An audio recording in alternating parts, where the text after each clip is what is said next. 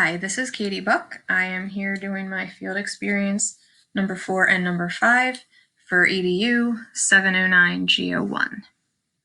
I am here with Denise Quinn from McDonald Elementary School in Centennial School District in Warminster, Pennsylvania. Okay, so my first question is, what is your understanding of language planning? I've never heard that term before. I did do a little research when you mentioned it to me that I might be answering questions about that. And I have a little bit of understanding since I read it, but I really had never heard that term in a professional way at all. Well, then it's good we're asking questions about it, because that's what the whole point of this paper kind of is to find out how transparent is language planning in school districts, and are ESL teachers involved in the process, or are they just being told what to do from people above them? Well, I've been doing this job for many years, and in the past, ESL teachers had a lot more input and influence in what did and did not occur in ESL.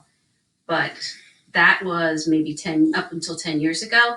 And then we've had multiple changes of administrators, and no one officially ever really in charge of us.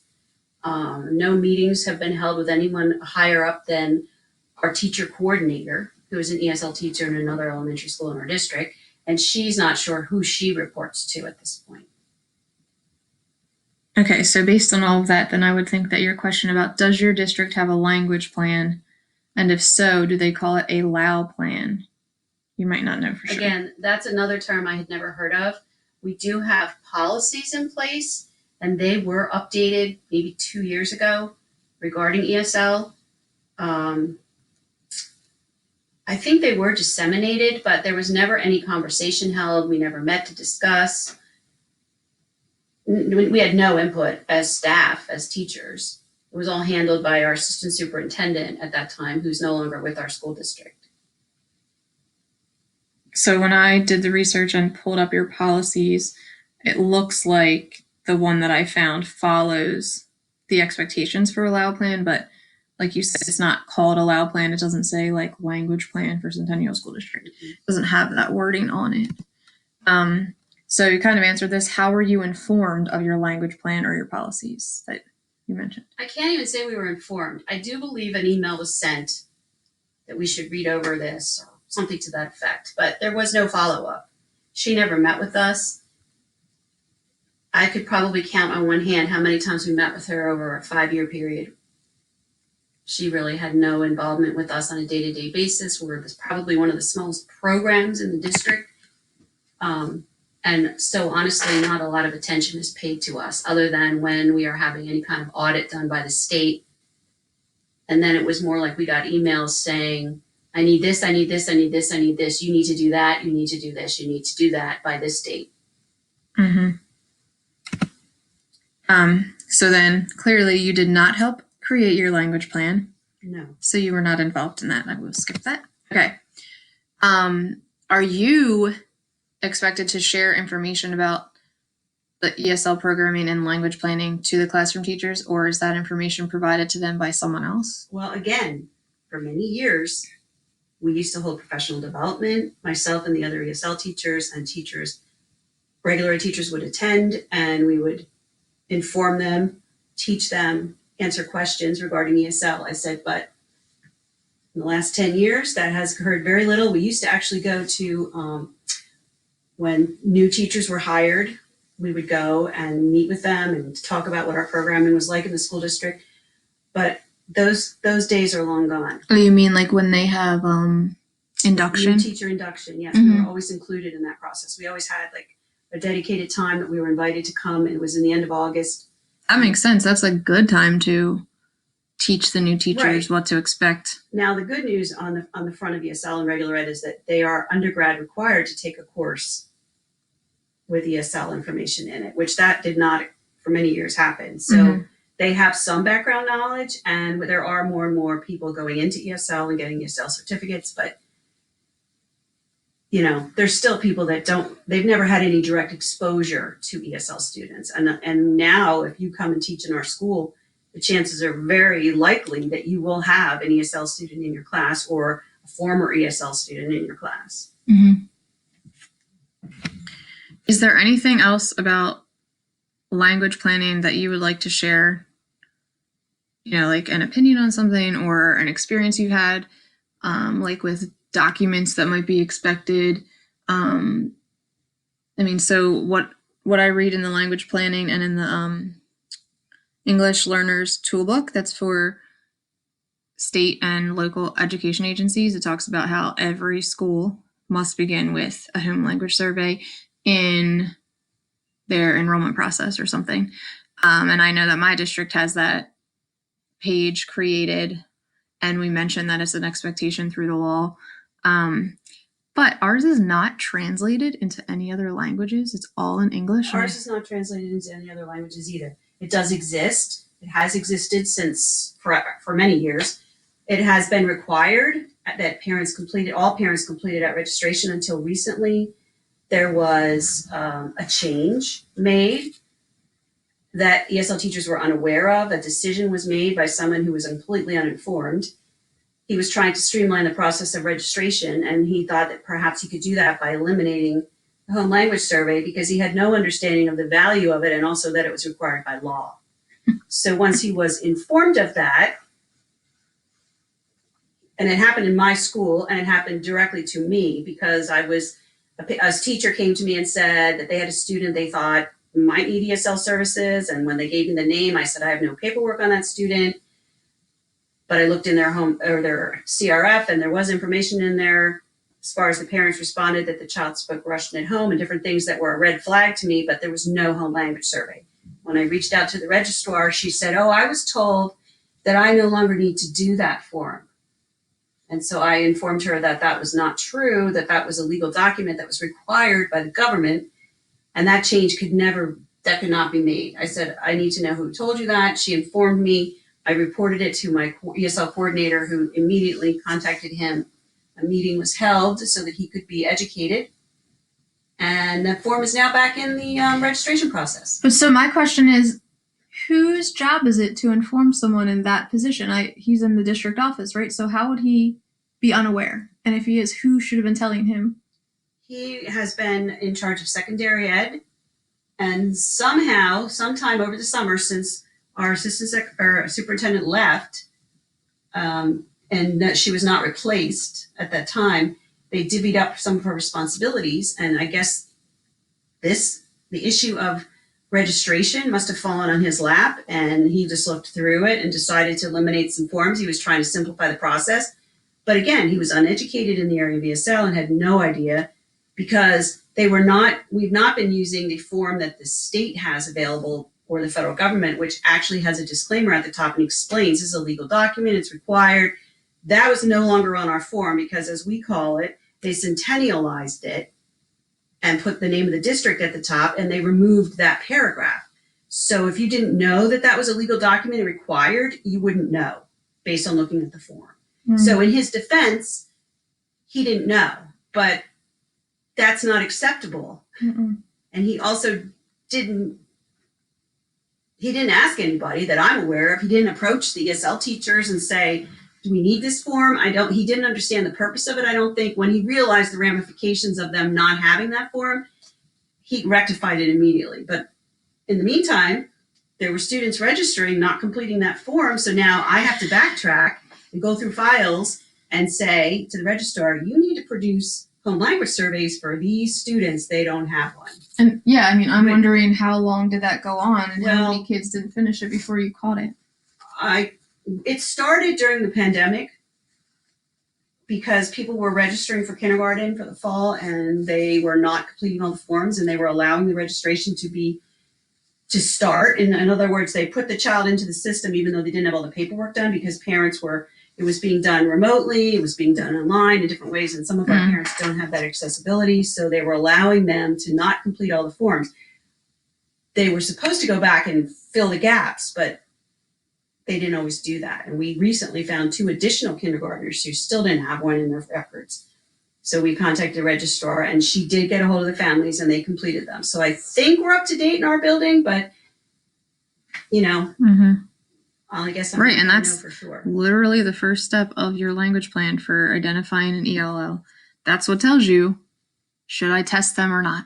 Or should I, interview Right, and go that's what I further? explained to the registrar. I said, this document is key because based on those answers, that tells you, the registrar, that you need to send me this information. And now you have no way to know other than she was guessing. Her best guess was that this child would need ESL. But then that's racial profiling. And I said that to her. I go, well, that's Profiling. considered racial profiling, and that we're not doing that here. No. My word. Yes, it was a whole can of worms. But luckily it was rectified as soon as I found out. Within 2 days it was fixed. But again, we had to backtrack to see if we could, fill in the gaps. So I have been communicating with your coordinator through email a little bit back and forth to try and get some other information from her. And she did mention as well, like, she just feels kind of more like a teacher in charge. She doesn't really have any kind of authority. And other than going to the IU for some meetings, she doesn't really understand like what her job title means. Mhm. And she said, I don't know who I report to, like you mentioned. And so she kind of feels like you guys are kind of all just lost and Well, not the sure. group of us refer to us as the stepchildren. We always feel like nobody wants us, and we've bounced from person to person to person. No one ever holds on to us. Right. And We've we had a are lot of literally the changes. stepchildren. No one, yeah.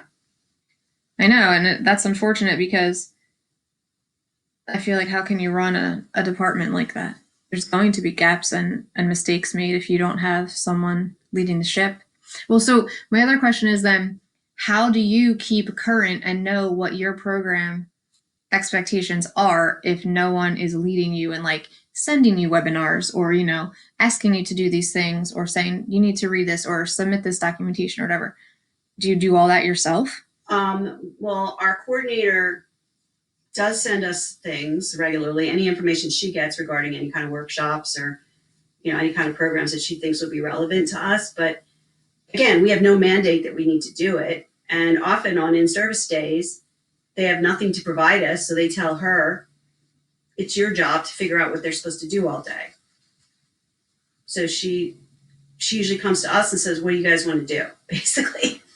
And we decide among ourselves what we think we need to do. But there's no program, there's nothing is, that's better though than when years ago when we were told we had to do the math training or the science training for subjects we don't even teach. They would insist we do these things, and they had no value to us. So at least, even though no one's directing us, at least we have the option to choose to do things that we know are more relevant to us. Like the past one we just had, we did our recertification for the WIDA testing, and then we spent the afternoon collaborating and sharing with each other how we were using the MyNG Connect application that's now on our class link, and the students have access. So that's new this year. We've never used it before. So we were working through that and how do we do assignments and how do we do this and how do we do that. So that was valuable because we were learning as we went. And they also had professional development that you could watch provided through National Geographic on their website. Do you belong to any like online websites or journals or anything like TESOL Quarterly, or do you go on like, I don't know, other websites like for WIDA or Color in Colorado or any of that to try and stay like current with stuff? For years I did. But now as you near retirement? Not so much at this point. I do like Color in Colorado. That's a great website. And there are things that I still get in my email that I will look at, different magazines and different websites that'll send. And if something looks interesting, I'll follow up and read it. But honestly, I haven't taken a college course since I maxed out on my salary scale. And I do professional development through the district, what's provided and what's required, but very little of it has to do with anything specific. So yes, as you said, I am at the end of my career, and but most of the teachers that are ESL teachers in our district are 55 or older. So many of us are nearing the end of our career. There's only there's one in each building that's younger. They're around the age of 40, but everybody else is 55 or over. There's 3 of us that are in our 60s. Hmm. So there's going to be changes coming. They're going to need to start prepping some Right. people for the new There are going to be positions. changes coming. So in the next few years, 3 of us will be gone, and with a couple others to follow not long after. So I don't know. I don't know where the district's headed. Right. And I don't know about you, but I feel like with this virtual teaching and everything that's happening right now, getting everything right in a language plan, like even starting from the first step of identifying students has been tricky because all the balls are in different courts. Like I'm virtual, but then I'm have 6 buildings that are trying to communicate with me, and they don't even know how to roster my students to see if they can be in my class. And I'm like, okay, so we got to go back to square one and try and start all over. And I'm like, certain things are not going to happen that typically happen in a school year for ESL students because of how Well, the other things are thing I'm shaking finding out. really challenging, because one of the tasks that I have in my building, because there's 4 ESL teachers, we kind of divvy up the responsibilities. And the one thing that I've always done is I'm the one who contacts the schools that the children are coming from and following up, trying to get records. Because a lot of times the schools, what they do send records, they don't include ESL records, or they don't include WIDA access scores. So I'm the person that usually follows up on those things. And it's been really challenging this year because a lot of schools you call, they're not open. There's no one in. I leave a message, and just the other day I got a call from the school in Trenton. I left a message probably a week and a half ago, and they finally got back to me. And they did send me a WIDA score for last year, but the test was incomplete because in New Jersey, the WIDA access window opens mid-February and goes until early April. Well, that was right during the COVID. People went out the first week of March. So she only completed, this student I was interested in, she only completed the listening and the reading section, which gave her a comprehension score. But not an overall composite I didn't even score. have a tier placement. Aye. So, yeah. Now, we were fortunate in Pennsylvania because the window, we were already done with our testing before we went out. I did not realize that the states had different testing windows. They do have different windows. I just thought they all had the same one because we're all in the same consortium. No, they do not. So you have to be careful with that. And I was concerned when I reached out, and I did hear back from the school secretary, called me, and she actually sent an email to the ESL teacher saying that I needed these scores because this little girl is really struggling in our building. She came from a bilingual program, and I want to get some background knowledge, which they were not very forthcoming on that, but they did send me the WIDA scores, and it was half of it. Half the scores. So how do you make an education plan for a student like that? It's so hard. Well, what I saw was the year before she was a tier B and her scores were much higher. She had a 6 in listening. This year, she had a 2.5. Her scores fell by multiple numbers of points, which is a red flag. And she was in a bilingual program, but not being a successful student. Her grades are low, so there's a whole lot of things going on there. But the point is, it's been difficult.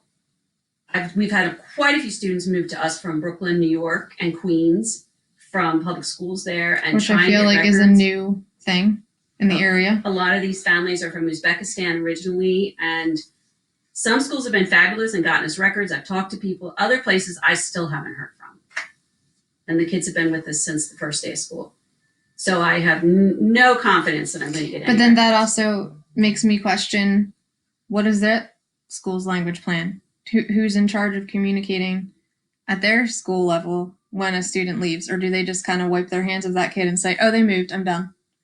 Or do they follow up and make sure that the information gets to the new school? It's a mixed bag. Right. I mean, that should be part of the language plan, though. I have one school that no one has ever answered the phone. All emails have bounced back. I had actually 2, one in Virginia and one in New York. And I feel like the school has literally dropped off the face of the earth. Like, how can there be no one answering a phone and the emails are all bouncing back? So I don't even know what to think about that. And it's happened with 2 different students in 2 different states. That's bizarre. Yeah. I've never dealt with some of these things before, but again, it's unprecedented times. So I know, and it makes you question a lot of things, and you really have to decide right now, like, okay, what's the most important thing? Following our language plan to the T, or just making sure that our ESL students can get on the computer each day and complete some sort of task and are productive? Now, the priorities are to get them on computers, to get their parents' internet, Mm-hmm. to make sure the parents are getting communications coming home as our district is moving back into a virtual model. And I was told today that they were going to send a Google Doc. And if the parent doesn't respond within one day, then they're assuming they're giving them 1 day's notice. They are assuming that that student is not returning or is returning in person. And I said, how can you make that assumption if you don't even know if the parent got it? I said, I have parents who are illiterate. And if they aren't, if they are literate, are they sending it in their home language? Because that's part of a language plan. All communication Well, must be I in the don't home know, language. but I've already had one parent message me and say that the form doesn't work. She's trying to complete it and it doesn't allow her to do it. So I told her to go directly to the email and email the principal. I don't know what else to do, but they need an answer by tomorrow. And it's so unfair. The inequity of it all, honestly, I feel in the last few years that our district has gone so far backwards from where when I was hired so many years ago, I felt like I worked really hard because the other ESL teachers that existed in my district at that time when I was hired, they all retired within 2 years of me getting hired. So I immediately became the lead teacher because I was the only one left that had been there. So as they hired new people, they turned to me for advice because they didn't know who else to turn to. And as they moved ESL into different buildings, those were people that had no experience. Mm-hmm. But it has changed so much, and I feel like we have gone backwards in a lot of ways. And honestly, I don't even know who to go to complain or to say, what are we doing? You don't have someone in charge of you. I literally don't know who that would be because the administration, if I walked over there to that building today, I could probably identify about 2 people. That's not good. It's pretty sad. Someone asked me today if I knew who held a certain position. And I said, honestly, I don't even know we have that position. Like, that's how bad it is. So it's not just a communication breakdown with your department. It sounds like district office is struggling and communicating and like keeping all teachers in the loop of where they need to be. In the last 10 years, we've probably had 6 superintendents. That's and this one that's new is already, people are already saying he's not going to last. So when you have that kind of turnover, yeah, it's really hard.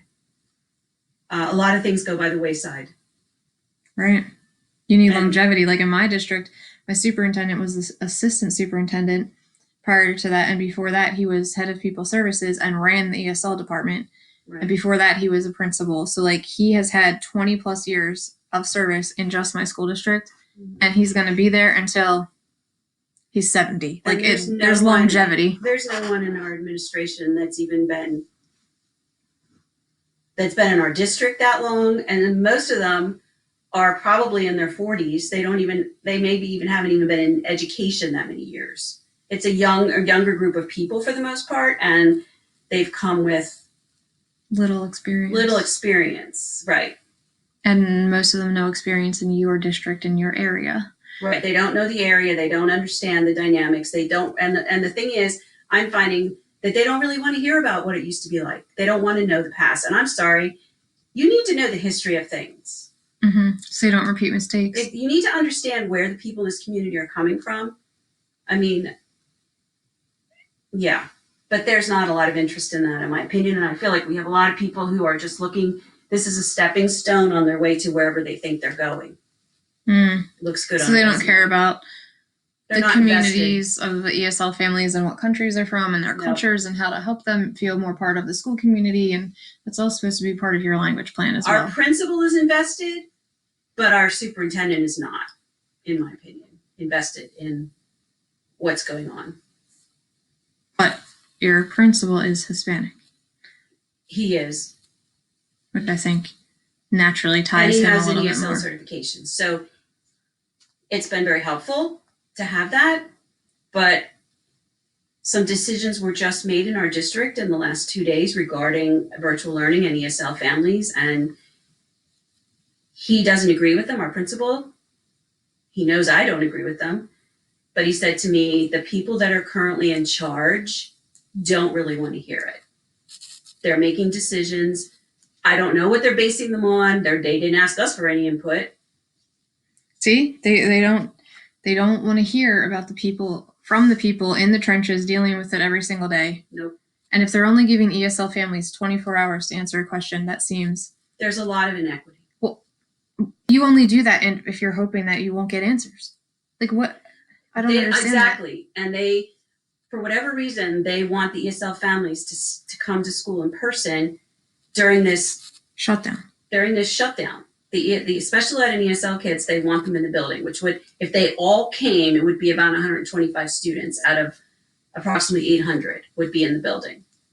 But for whatever reason, they feel it's absolutely imperative that our kids come. And I don't understand that. Why are you insisting? They don't have an IEP. There's no, I had a mom last night. We had a parent meeting last night for ESL, and there were only a few parents there, but I wanted to make sure they understood that this was going to be occurring, that there was no meeting going on, and that decisions were being made. And I wanted them to be in the loop to that and to be aware they need to be checking their email for more information, and that they were going to probably have to respond in some way. Mm-hmm. I said, because ESL is still going to be coming into the building, they have the option. I said, that's what I want you to know. You can say no. But I think a lot of our families don't feel comfortable doing that. They don't know they can say no. And they think, oh, our kids are still supposed to go to school 4 days. I guess they have to go. And Mm-hmm. what I wanted them to know was, no, they don't have to. You make the decision for what's right for your children. And your family, yeah. And the one mom said to me, why would they want us to come? Right. And I said, because her son's been virtual all year. He hasn't been in the building. And I said, well, Mrs. Kalula, that's why I wanted you to have the information, because parents need to know that they don't have to come. If they don't feel it's safe for their children, they don't have to come. It's almost like, and we'll probably have to end here, but I feel like this could be a whole other paper, so we won't go further. But my thought there would be, that's kind of a form of bullying. I think it's a way, they are bullying the teachers, in my opinion. And I think their attitude is, as long as there's bodies in the building, then the teachers must report. They're not allowing us to teach virtually from home. So if there's kids in the school, and if there's ESL kids, they're going to be with their regular ed teacher part of the day. So she may have 2 kids sitting in front of her all day, or except for when they come to me, where I may have 4 kids sitting in front of me. But there's nobody else except for special ed and ESL. They're saying it's because they're an at-risk population, but I think it has a lot more to do with manipulating the teachers and forcing them to do something that, even though we know it's not safe, we're going to be required to do. Yikes. It's a very hostile work environment at this point. That's disappointing, and hopefully morale is very low. Hopefully as the pandemic ends in the near future, hopefully things will go back to a more, I'm going to end the recording now.